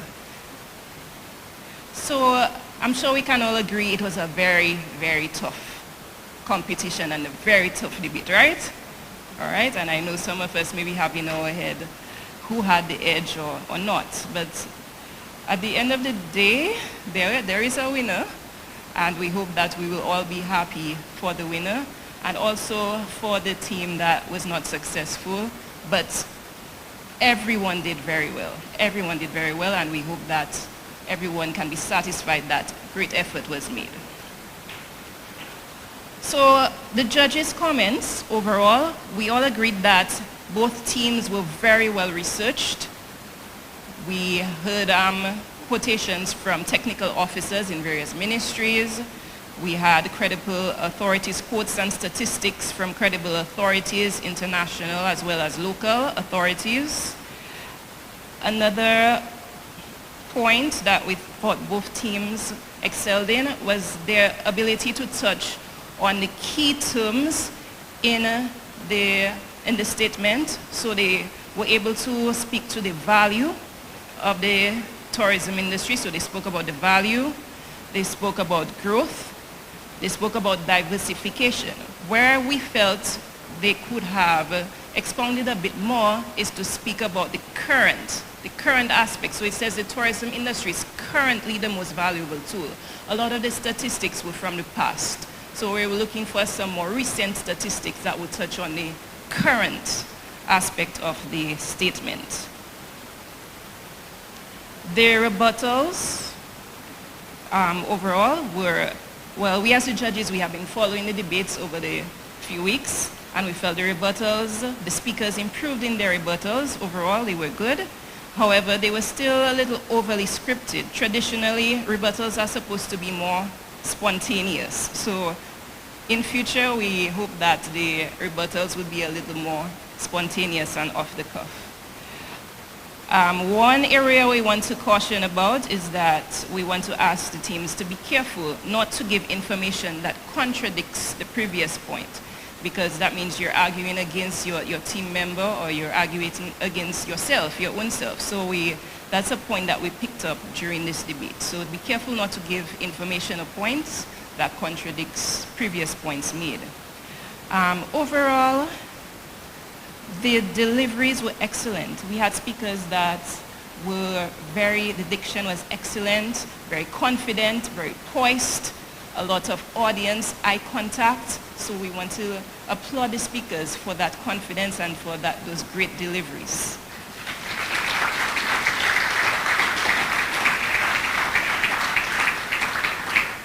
So these are our general comments. So like I said, the competition is very tight.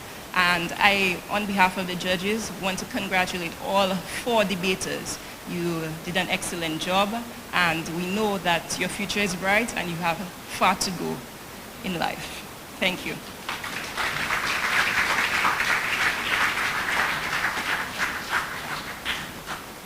Thank you very much, Mrs. Laville, and the other 2 judges, Mr. Edwards and Ms. Seja. Thank you very much. And so it's now time for the results. So I invite the debaters to come forward and return to their positions. Noah and Jelani, Diamond and Ajadi. Jadi.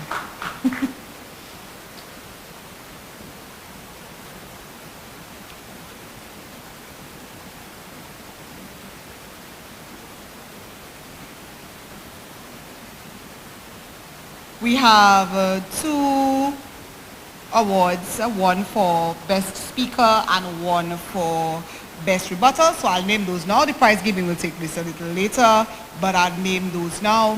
So the Best Speaker, according to the judges, is Mr. Noah Sarendu from St.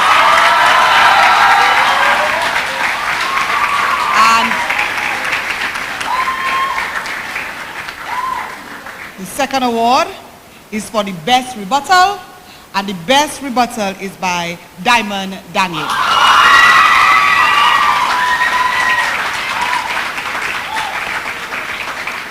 So that makes things a little tight. Indeed. All right. So I'm going to call the scores per team. For the proposing team from the St. Mary's Academy, Noah Sarendo and Jelani Shillingford, 671 points. 671 points. For the opposing team by Orion Academy, Diamond Daniel and Ejadi Maxwell, 691 points. Which makes the Orion Academy champions for the Inter-Secondary School Debate Competition 2024.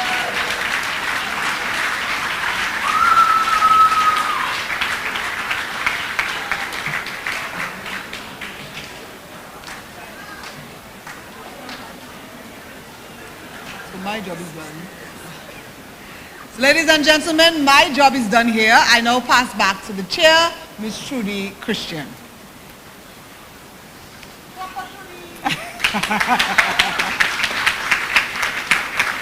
No, clap for the new champions of the Inter-Secondary Schools Debating Competition 2024. The Orion Academy, and of course the runners-up, the St. Mary's Academy. Exceptional job to you all. The Orion Academy, of course, last year the title eluded you, but this year you came back and captured. Congratulations to you. So now it is time for us to give out some prizes. The nice part, right? The prizes, and everybody gets prizes at the Inter-Secondary Schools Debating Competition. That's why we have so many sponsors. That's why I beg so much. So we will start not with the debaters here today, but with the most improved school. I really wanted to reward the Isaiah Thomas Secondary School for their extreme determination in this debate season and for progressing all the way to the semifinals. The most improved school with a prize, a cash prize, sponsored by Dr. Iliv Peltier, the Isaiah Thomas Secondary School. And we know they'll be fighting hard next year to get to the finals. The prize for the best rebuttal, this prize was awarded to Diamond Daniel of the Orion Academy.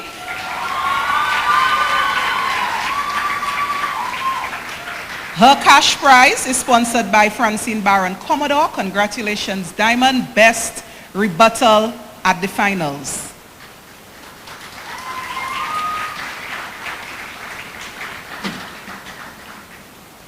The coveted Best Speaker Award today went to Noah Sarendo of the St. Mary's Academy.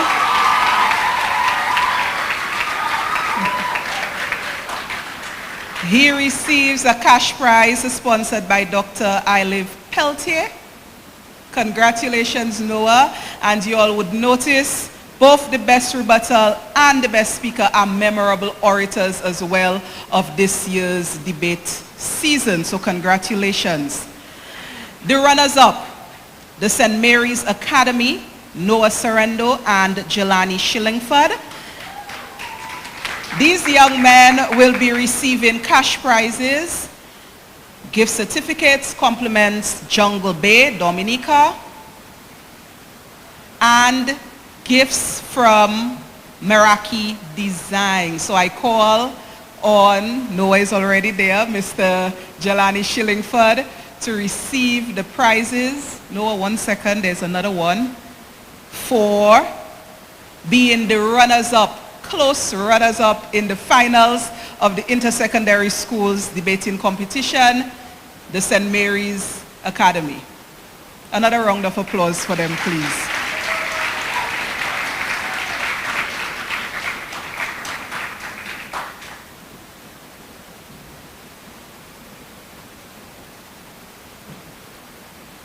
the winners of the finals today, the Orion Academy, Miss Diamond Daniel and Mr. Ejadi Jazz Maxwell.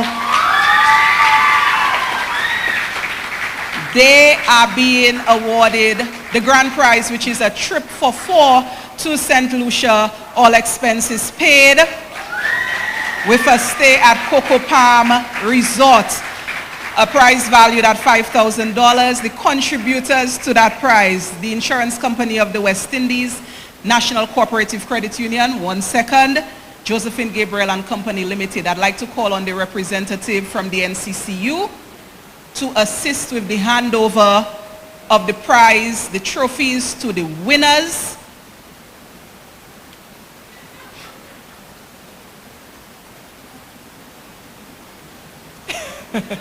And make sure the sponsor rep gets the photo with the winners. Also, the winners receive tokens, compliments, Meraki designs.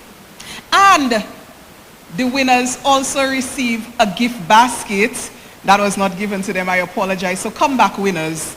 We're not through rewarding you. The big gift baskets, the big ones. Those are for the winners. Congratulations to the Orion Academy, Diamond Daniel and Ejadi Maxwell.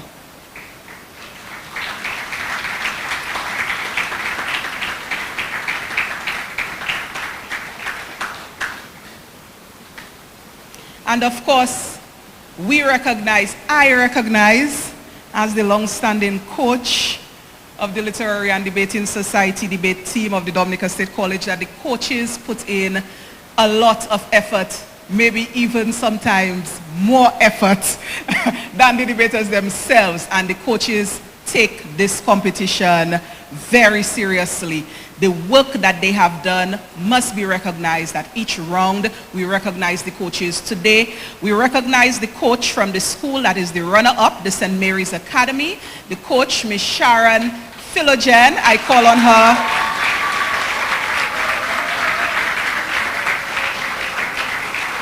to receive a prize sponsored by Lovely Things, as well as a small gift basket, the small one, so I have to give. So prize sponsored by Lovely Things, gift certificate sponsored by Lindomat, and of course, a little basket to add, to top it off.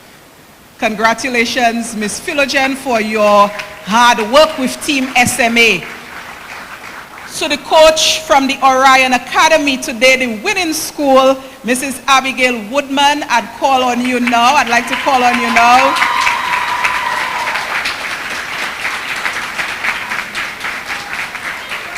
Standing ovation from the Orion Academy. That is amazing. Mrs. Woodman receives a prize from Lovely Things, gift certificate from Lindomat, and of course her gift basket. Mrs. Woodman, congratulations and thank you for your exceptional work with the Orion team. Everybody has to get something. Judges, it's your turn.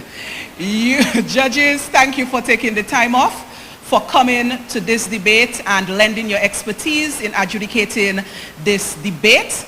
Your prizes are sponsored.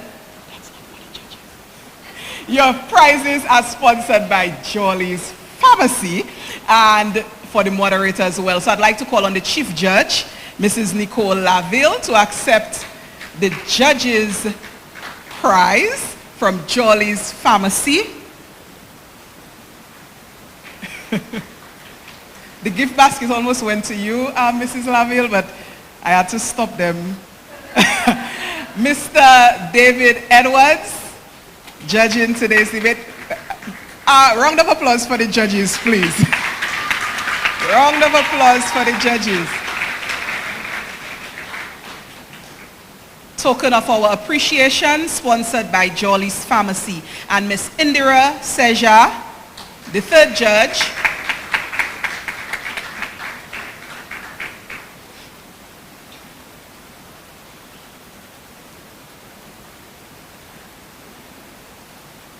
And of course, the lovely moderator for today's debate, Dr. Kimon Joseph, also receives a token, compliments Jolly's Pharmacy. Thank you so much, Dr. Joseph, for all you have done for this debate series. Everybody gets awarded. The logistics committee, who have done tireless work in assisting me in putting out this product, the Intersecondary Schools Debating Competition, they will also receive a prize. That's who the small gift baskets are for. Miss Tari Anselm, who is not with us today, she was there for the semifinals. You would have seen her on round 2 and round 1. Mrs. Daisy Williams and Miss Alicia Jajak, I call you forward to receive a token of appreciation for your support in organizing the Intersecondary Schools Debating Competition. So Mrs. Williams couldn't give herself the prize, so the State College student will do so. Thank you so much, Logistics Committee, for your hard work. Last but not least, everybody must get something. The members of the DSC Literary and Debating Society who have shown up for every debate this round. Not everybody shows up for everyone, but these 3 ladies have shown up for everyone. The president of the DSC Literary and Debating Society, Bijou Desiree.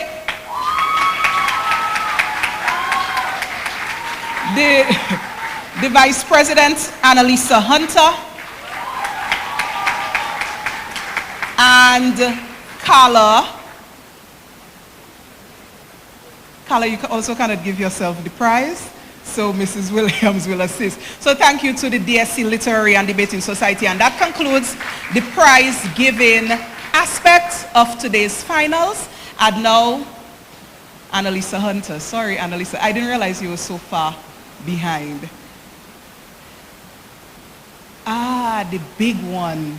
We forgot the winners to take back to their school for 1 year, or possibly if they win next year for 2 years, who knows? The grand trophy of the Intersecondary Schools Debate, passing on from the Alpha Waldron SDA last year, now to the Orion Academy, the winning trophy.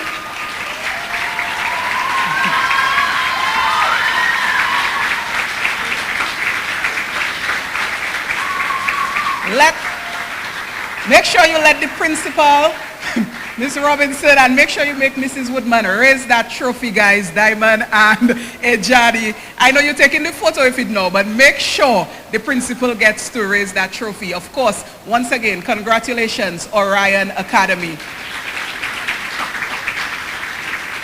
So that is the end of the prize giving aspect. I'd now like to call on the president. The moderator said, no, it's not. But after she says, no, it's not, president of DSC Literary and Debating Society, stand by. No, it is not. I would like to recognize Delbert Paris, Senator Delbert Paris, who's been with us for the entire morning. I just want to recognize you and thank you for coming to the debates competition. And no, that is not why I stopped the vote of thanks. We have a presentation that we would like to give, and so I invite Daisy Williams, who is on the committee, as well as Miss Leandra Lander. Miss Leandra Lander had to go, so Miss Williams will assist me in the presentation. We really want to recognize Miss Trudy Christian for the work that she has done in reviving debates in secondary schools in Dominica. After the Kiwanians stopped doing the competition, there was a serious lull and a big gap. And so I congratulate Ms. Christian. Ms. Christian, I know the amount of work that you do in terms of the begging and in terms of the training and all the things that you do and leading your team. And we want you to know that that does not go unrecognized. Thank you so much, Ms. Christian.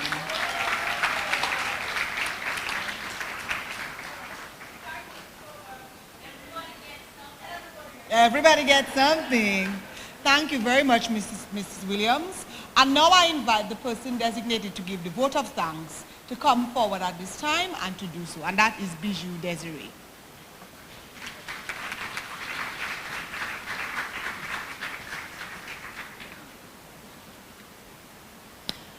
your eyes to your mercies. The man who forgets to be thankful has fallen asleep in life. Robert Louis Stevenson. As the intersecondary schools debate competition comes to an end, it is with immense gratitude and heartfelt appreciation that I stand before you today to deliver this vote of thanks.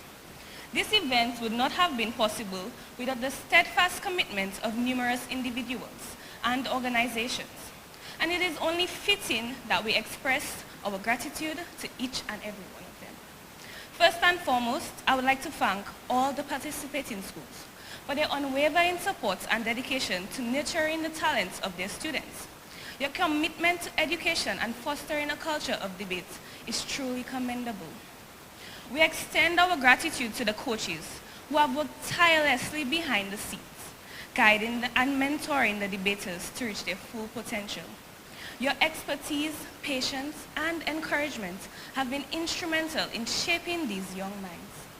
To the debaters, who have showcased their intellect, eloquence, and passion on this prestigious platform, we applaud your hard work, dedication, and sportsmanship throughout the competition. We express our sincere appreciation to the moderators and judges for their time, expertise, and impartiality in evaluating the debates. Your invaluable feedback and constructive criticism have contributed to the growth and development of all participants. A big thank you to the dynamic audience for your presence, support, and lively engagement during the debates. Your energy and encouragement have created a vibrant atmosphere.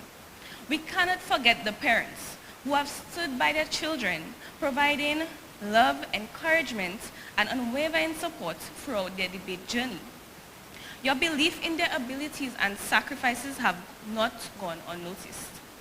A very, very special thank you to our generous sponsors, whose support and contributions have been instrumental in making this event a reality. Your belief in the power of education and debate has not only enriched this competition, but has also inspired young minds to strive for excellence. Last, but certainly not least, a heartfelt thank you to Ms. Trudy Christian for her exceptional leadership, guidance, and vision in spearheading this debate competition. Your passion for debating and commitment to empowering young minds are truly inspiring. I would like to thank each and every one of you here today who has contributed in any way to the success of this event. Your collective efforts have made this intersecondary schools debate competition a memorable and enriching experience for all. Let us continue to foster a culture of debates, critical thinking, and intellectual growth in our schools and communities. Thank you.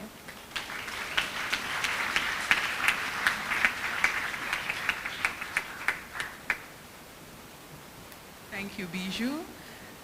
And that's all, folks, in the cartoon legacy words. That's it, we're done. But I'd like to ask you to please allow for the departure of the Honorable Minister, Mrs. Alfred, and also there are refreshments, debaters, coaches, sponsors, reps, debate officials. Make sure you get your refreshments, and then anybody else after that. Thank you so much, everybody, for your attention. The minister has departed, and it is the end. See you next year for the intersecondary schools debating competition.